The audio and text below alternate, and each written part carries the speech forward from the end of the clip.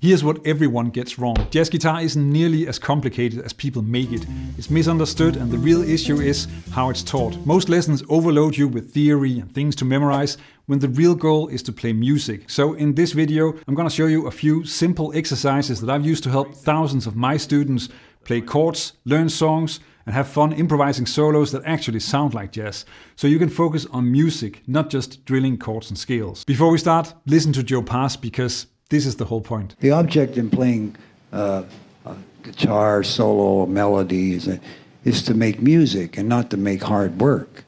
I mean, you want to be free to be able to play. That is exactly what we're doing today, getting rid of the stuff that makes jazz feel harder than it is and replacing it with a connected approach that lets you actually play music. So let me make this practical right away. Most people are taught jazz like this. Learn a bunch of scales, memorize a bunch of chord shapes, then somehow you're supposed to sound like jazz, and that is exactly why so many players know theory but can't play anything on songs.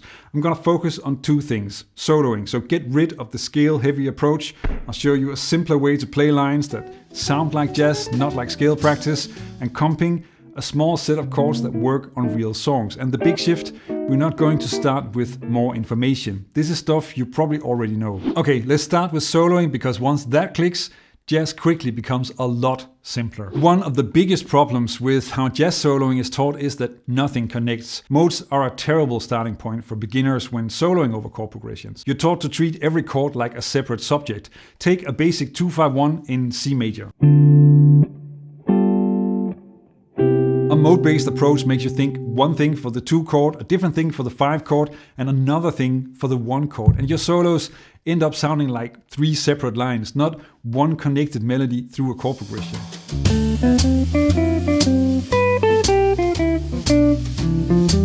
This doesn't sound like one melody, because it really isn't. And a lot of lessons say Dorian on D minor 7, Mixolydian on G7, and Ionian on C major 7.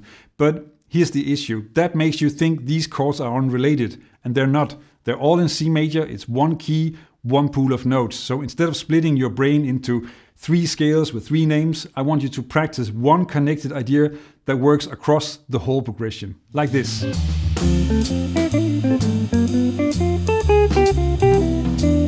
It's the same problem with arpeggios. They're often taught as big standalone shapes or positions. D minor 7, G7 and C major 7, but nobody shows you how to connect them or how they're part of the scale that you're already using. So it becomes even more pieces that you have to somehow fit together. Now here's what we're going to do instead. I'm going to show you the small 4-note arpeggio shapes that you can use as a starting point and a simple way to connect them on a 2-5-1. Another crucial thing to realize is that in jazz solos, the simple 4-note version is how arpeggios are played most of the time, and inversions are quite rare. So focus on that easy version that you're going to be using the most. Let me show you how to simplify soloing and make it easier to come up with real jazz lines. To keep it simple, let's stick with our 2-5-1. So here's a line on that progression.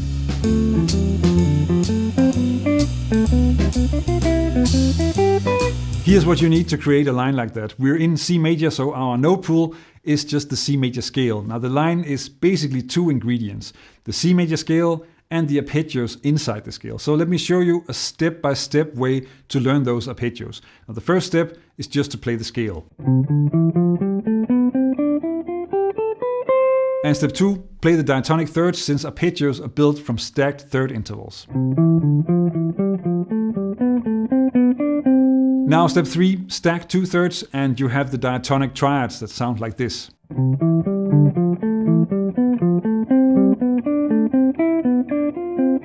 And finally step 4, add another third interval and you have the arpeggios.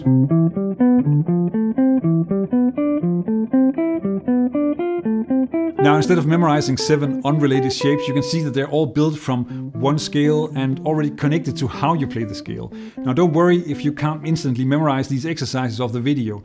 Grab the PDF to practice these at your own pace away from the video. There's a link in the video description. Now let's apply this to the 2-5-1 progression in this exercise.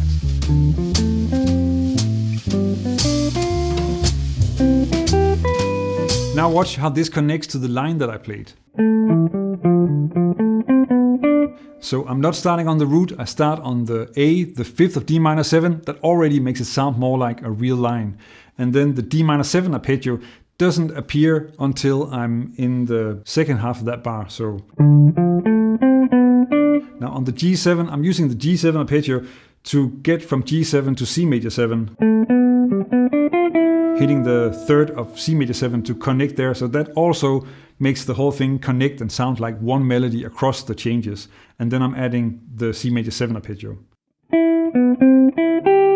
If you want my help getting lines like this into your playing, check out my jazz guitar roadmap. Over the last 5 years, more than 7,000 students have joined, and you'll get a clear step-by-step path, plus feedback in the course community. Link in the description. But soloing is only half the story. The other half is what you play behind the melody, your chords and comping, so your rhythm playing actually sounds like jazz. Most players learn tons of chord shapes, but they still can't come through a song with good rhythm.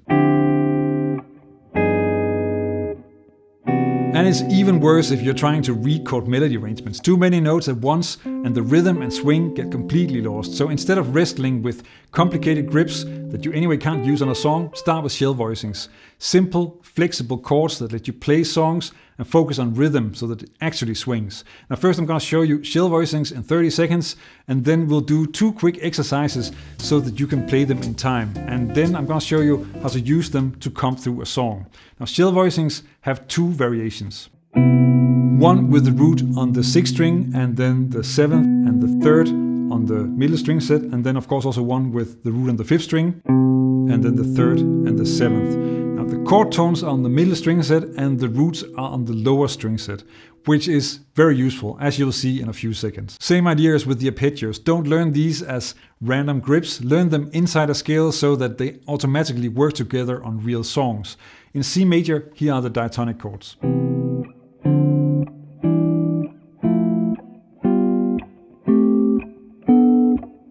And you want to learn the same set with the root on the 6th string as well. Now this is still the C major family of chords, but we start on F, the 4th note of C major, and then move up.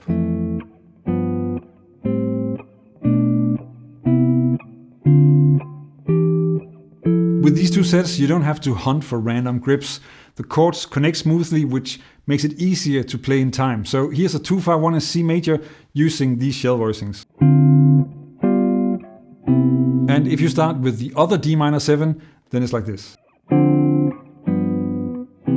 And then you want to run these through real progressions, so you get the sound of the progression into your ears, not just the shapes. So here's a bit of the Ellington Strayhorn classic Sad and Dull using shell voicings, and check out the bonus feature of the shell voicings that I'm using here.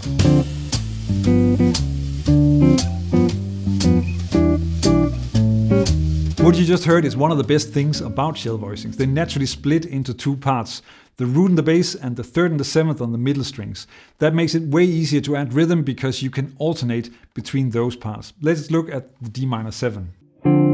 Just thinking this basic D minor 7 grip, I can play 3 things. I can play the complete voicing, just the bass note, or the chord or guide tones part of the chord. And of course, the same for G7, complete chord, bass, or just the guide tones. And that is how you can add rhythms and different sounds just using these simple grips. Remember that you can grab the PDF of these examples if you want to explore these patterns and use them in your own playing.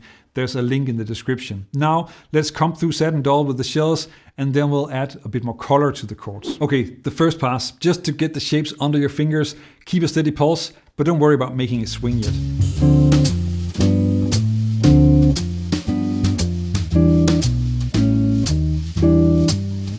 Now we're gonna add a simple comping pattern. Just go slow, but stay in time, and just take it through the progression. Listen to how the rhythm actually does most of the work to get this to sound great.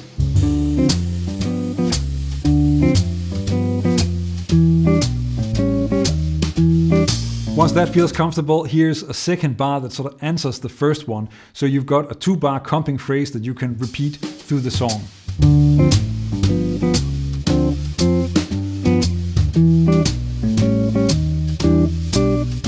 Okay, now you've got a 2-bar comping phrase, so here's how you start making it sound richer without really changing the chord. I'm going to keep the same shell and just add top notes. Check out how bar 1 and 2 can sound, and listen for how the top notes really add movement to the chords. To keep the same shell voicing you already know, and then you add a top note on the B string. This gives you 3 easy variations. This is the basic D minor shell voicing. So of course now we have the root as a top note, the 9th, and the 3rd. And the same top notes actually work for G7 as well, but they become different intervals. So we get the 5th, the 13th, and the flat 7. This works amazingly well with shell voicings. It adds color and it adds movement without forcing you to learn new grips. And as a bonus, learning to vary the top note is one of the main foundations that you need for getting started with chord melody playing. Now you've got a way to make jazz feel connected. One key, connected arpeggios and shell voicings that you can actually use on songs. Now if you want a clear daily practice routine that turns this into real progress, then check out this video. I break it down using autumn leaves, so scales, arpeggios and chords all connect. And I also share what Wes Montgomery, Joe Pass and John Schofield had to say about practice. Check it out. Learn jazz, make music.